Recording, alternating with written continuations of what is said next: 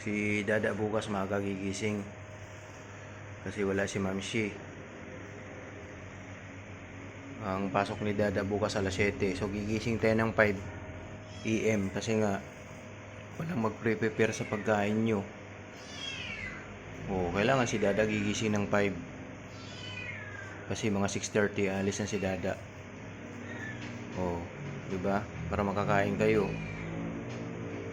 Almusal. Tapos maglinis pa si Dada. Kukonsume pa ng mga 45 minutes paglilinis.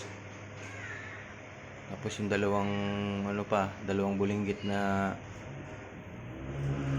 mga kapatid mo. Linisan yung pupo nila. Kuya Blo. Hindi naman nakikinig. Nakikinig ka?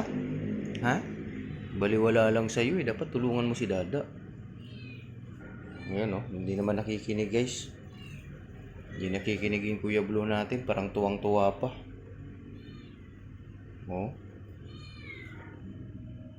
Wala.